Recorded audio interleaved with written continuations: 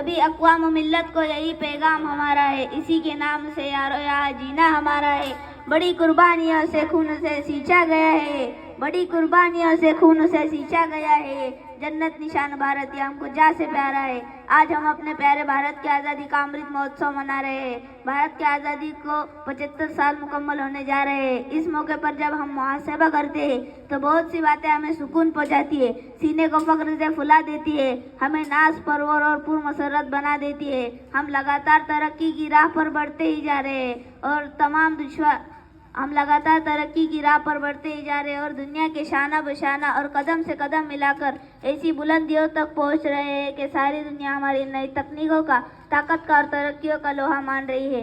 15 अगस्त 1947 को जब हमारा मुल्क आज़ाद हुआ था, उस वक्त जहालत, गुर्बत, फिरका परस्ती जैसे कई मसाइल हमें दरपेश थे, लेकिन उन तमाम दुश्वार गुजार घाटियों में राह बनाते हुए हमारा मुल्क उन चंद ममाबक के साथ शामिल हो गया जिन्होंने तालीमी और तकनीकी तरक्की में चार चांद लगा दिए।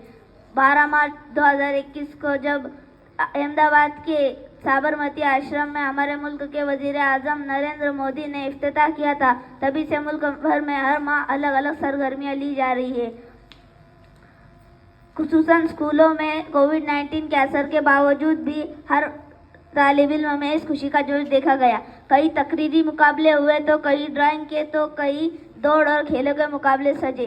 पुरानी यादों को ताज़ा करने वाली ये सरगर्मियाँ हमें याद दिलाती है कि पूरा भारत हमारा एक देश है और इस पूरे भारतवासियों के एक रहने से ये एक ताकतवर मुल्क बनाकर रखा जा सकता है। तो आइए हम सब मिलकर ये आज़्म करें, हर भाषा हर मज़हब को हम जोड़ेंगे, हर भाषा हर मज़हब को हम जोड़ेंगे, हर दिल से हम दिल का रिश्ता जोड़ेंगे। हर भाषा हर मज़हब को हम जोड़ेंगे, हर दिल से हम दिल का रिश्ता जोड़ेंगे। बात करें जो नफ़रत के फैलाने की, प्यार के अमृत से उनको भी जोड़ेंगे।